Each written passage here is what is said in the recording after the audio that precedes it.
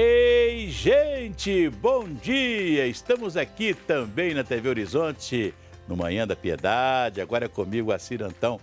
Muito bom dia para todos vocês, minha amiga dona de casa, companheira de todas as manhãs. Que Deus te abençoe, né? Você que está aí na sua casa, aí, curtindo a nossa televisão, fazendo a comidinha, né? Às vezes a televisão está aí na cozinha, não é isso?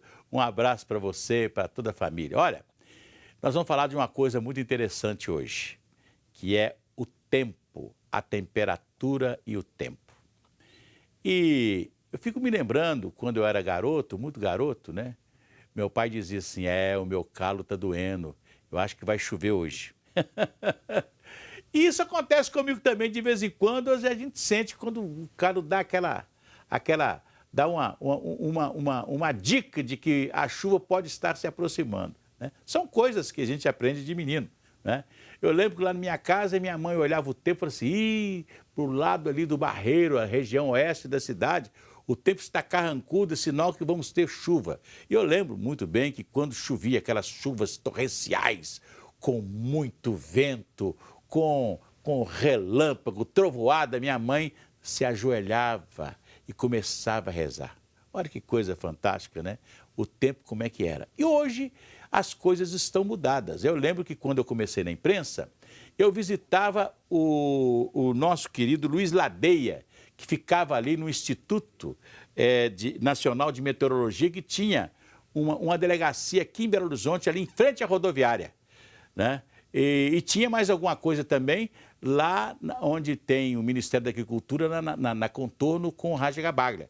Ali já tem até alguns instrumentos de medição de tempo e de temperatura ali por ali. Então, eu lembro que eu chegava lá para conversar com a Ladeia, ele tinha que receber um rádio ainda para saber como é que seria o tempo no outro dia, não só em Belo Horizonte, mas também em Minas Gerais e nas outras regiões do país.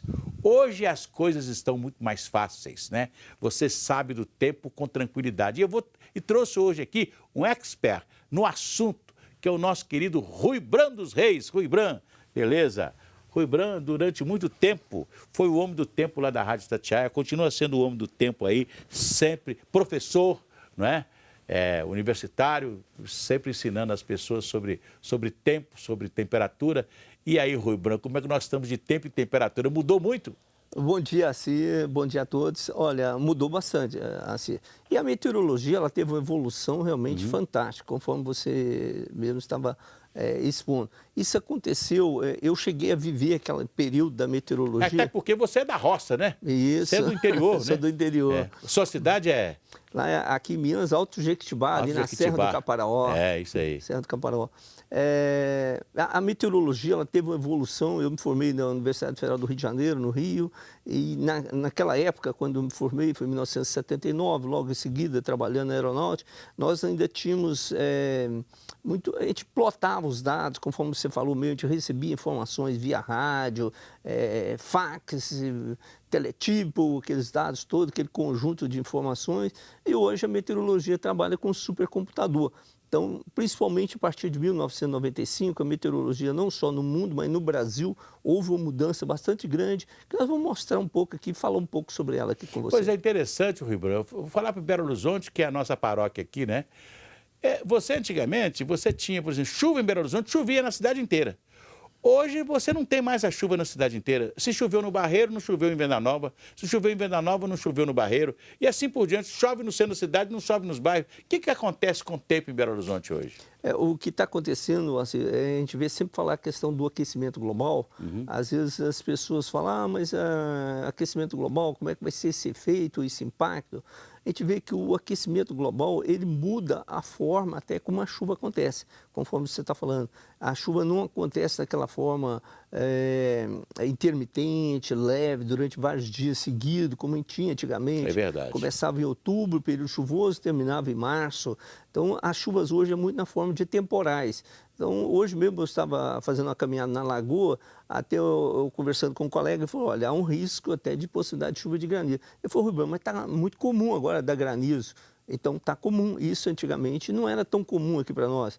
Então, as chuvas estão muito na forma de temporais. Você tem uma disponibilidade de energia, que a gente chama assim de calor localizado muito grande. Esse calor ele vai gerar nuvem que nós chamamos de cúmulo-nimbo e essa nuvem, ela por baixo dela, ela tem o que nós chamamos de convergência, ela converge toda a umidade e acaba o topo dela indo a 12, 15 quilômetros de altura, provocando chuvas com muitos raios. Nós temos visto aí que o número de raios aqui na região metropolitana está aumentando muito, chuva de granizos, rajadas de vento. Mudou por completo aí o sistema de chuva que era há 40, 50 anos atrás para hoje em dia. Eu fico me lembrando que na minha casa, né, meu pai tinha galocha, tinha capa, aquele chapéu Xantum, você lembra? Aquele chapéu de couro, né? Justamente para suportar chuva. Você tinha quase que 6 meses de chuva. Aqui em Belo Horizonte, você, no tempo de chuva, era tempo de chuva. Você saía de guarda-chuva e as mulheres de sombrinha. Porque o tempo podia estar bom, mas depois chovia. Sim, porque sim. era tempo de chuva, não é verdade? Essas coisas acabaram. Acabaram. Até porque hoje você sai de casa, você confere o que a meteorologia vai dizer e só sai de casa, você se prepara para o que der, se vai vir chuva, se não vai, né? Nós ainda temos aqui na região metropolitana muitos problemas ainda de inundações, né, que são esses alagamentos, isso devido à impermeabilização do solo, um volume muito grande de precipitação que acontece num lugar, então ele acaba escorrendo rapidamente, então você tem, mas aquelas grandes inundações que acontecia aqui em Minas Gerais no passado, você vê o Rio de São Francisco transbordando, isso aí acabou, Rio 79, Grande. né? 79, teve o Rio de São Francisco transbordou. Eu lembro que o ex-governador Ozanam Coelho disse que foi um dilúvio que caiu em Minas Gerais. Era um dilúvio. Foi. Né? É uma das últimas chuvas assim, com maior intensidade que eu vi aqui em Minas, que participei, foi de 1992, principalmente no sul do estado, quando nós tivemos ali no Rio Grande realmente um transbordamento. Eu lembro que em 92, porque o Tancredo Neves tinha se elegido governador de Minas, não tinha tomado posse, e foi percorrer os locais em Belo Horizonte que foram atingidos pelas enxurradas, pela chuva forte, etc. E se encontrou com o Francelino Pereira lá no bairro São Paulo, naquele asilo, no asilo da Sociedade São Vicente de Paulo. Não esqueço disso, que nós estávamos acompanhando um governador e um governador eleito, né? Então os dois se encontraram lá, preocupados com o mesmo problema com as chuvas, né? Sim, sim.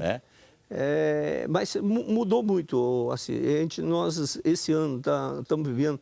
A ONU ela criou órgãos para discutir essa mudança climática, né, que nós chamamos, e realmente existe um grupo, o IPCC, que é o painel intergovernamental de mudança climática, que ele reúne mais de 2.500 cientistas do mundo todo. Nós temos grupos específicos para fazer discussões, por exemplo, assim, nós vamos discutir os fenômenos que estão causando aqueles impactos nas mudanças climáticas, questão de adaptações. E nesse ano nós estamos tendo aí a COP24, né, que vai ser na Polônia, e o Brasil até se candidatou ano que vem para a COP25, que seria uma reunião que reúne às vezes até mais de 10 mil pessoas. Né? Oi, Bruno, deixa eu te contar uma coisa. Quer dizer, o tempo mudou. Aliás, depois eu quero que você explique o El Niño e Laninha, né? São dois fenômenos da temperatura no mundo que ajudam a mudar a forma de chuva e de calor em várias regiões do planeta. Mas uma coisa interessante que eu gostaria de dizer é que tudo isso trouxe uma consciência ecológica a mais, porque hoje está todo mundo tentando preservar as nascentes. Por exemplo, eu moro aqui no bairro da Nova Suíça. O local onde eu moro, se fosse um país mais sério, não poderia ter nada lá. Lá teria que ser um vale, né, preservado com verde, porque lá tem muitas nascentes. E pelo contrário, está cheio de prédio, não é verdade? Então, quer dizer, nós matamos as nascentes, que são nascentes de quem? Do Rio Arrudas e do Rio das Velhas. Correto. Né? E por isso os rios estão morrendo de sede, não é verdade? É verdade.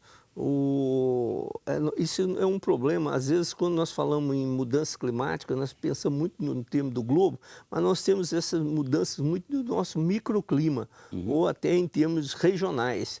Eu, às vezes, costumo, em sala de aula, dar um exemplo. Assim, nós temos uma equação que toda a radiação solar que chega na superfície da Terra, ela tem que ter um balanço de energia de um dia para o outro. Essa energia ela tem que ser utilizada, parte para aquecer o solo, parte para aquecer o ar, parte para provocar evapotranspiração. Então, se você mata a vegetação, automaticamente aquela energia ela vai ser usada para aquecer o ar e o solo. Você vai aquecer o local. Nós estamos sentindo falta de uma coisa que nem mesmo no inverno, eu lembro, onde é hoje o Cemitério da Paz, eu era garoto, a gente saía de manhã cedo, a gente tinha horta em casa, ia buscar esterco, né? Que era a festa de cavalo, de boi e tal, e etc. E a gente ia ali, onde é o Cemitério da Paz, hoje era uma fazenda. E a gente entrava lá e andava descalço naquela relva molhada, parece até que tinha gelo. Um dia eu fiquei com o pé tão gelado que um espinho de joá entrou no meu pé, eu não percebi. Um espinho de joá é um negócio assim, parecendo uma agulha, não é verdade? E por quê? Porque você tinha um negócio chamado sereno. Acabou o sereno, até mesmo os seresteiros, né? Sereno da madrugada. Até o sereno da madrugada que a gente conheceu tanto, ele acabou. Por quê? Então, o clima nosso, principalmente aqui da região metropolitana, ele que no passado era um clima frio e úmido, hoje em dia é um clima quente e seco. Isso devido a esse efeito da urbanização e a questão do aquecimento global. Quer dizer, que a urbanização, essa urbanização desenfreada das cidades, isso ajudou muito, né? Isso, igual essa equação que eu estava te falando com você, que você usa a energia, vamos dizer, se você tem um local com vegetação, a radiação solar que chega até a superfície, ela vai ser utilizada para aquecer o solo, evaporar, né? E para você aquecer o ar. Então, se nós estamos matando a vegetação da nossa cidade, nós estamos aumentando a temperatura. E acabando com as nascentes. Acabando com as nascentes. Então, Belo Horizonte, que no passado as maiores temperaturas eram 32, 33 graus, nos dias mais quentes do ano, em 2015, em outubro de 2015, nós chegamos a ter 37,7 graus. E nesse ano, já no dia 14 agora de outubro, nós chegamos a 34,8 graus, então bastante alto. Não subiu mais porque nós tivemos aí um agosto e um setembro com muitas pancadas de chuva. Acabou tendo muita disponibilidade de água no solo, está evaporando, a temperatura não subiu tanto. Esse ano foi bom que até mesmo as queimadas que nós assistimos, essas queimadas monstruosas e criminosas que a gente vê por aí, esse ano, graças a Deus, não teve porque começou a chover mais cedo. Quero mandar um abraço aqui para o meu amigo Matina. Matina está lá, ouvindo com a Magda lá, assistindo o nosso programa. Ele que trabalhou na Rádio Atalaya durante muitos anos, né, Matina? Um abraço para você, saúde, paz para você e para a Madá. Pois é, nós estamos aqui agora falando da Metropax. Olha, gente, a Metropax é uma empresa funerária que eu conheço e que eu indico para vocês. Por que eu indico a Metropax? Porque eu conheço a Metropax. Né? Sei da seriedade de uma empresa que se renova a cada dia, que faz o melhor para as pessoas quando passam pelo luto, não é verdade? E é difícil, né? A gente, às vezes, fala comigo assim, ô irmão, para de falar em morte. Mas eu tenho que falar, porque quando a gente começa a rezar na vida, né, a gente aprende a dizer, na hora da nossa morte. Amém? Então, a morte existe, é uma das coisas que a gente sabe que vai acontecer, né? A gente não sabe quando, né? Porque tem vamos dizer assim, o mistério da morte, mas o mistério da vida eterna, essa aí nós já conhecemos bem, graças a Deus, não é verdade? Então, não esqueça, faça um plano funerário na Metropax, 0800 726 0140, 0800 726 0140. Ligue para lá, é importante você ter um plano funerário que é a garantia, se a morte chegar no seio da sua família, olha, uma coisa você sabe, não vou gastar dinheiro, tá legal? Vamos seguindo com o nosso Rui Brando daqui a pouquinho, falando das mudanças climáticas e a energia renovável. Tá? Daqui a pouco com o Rui Brando.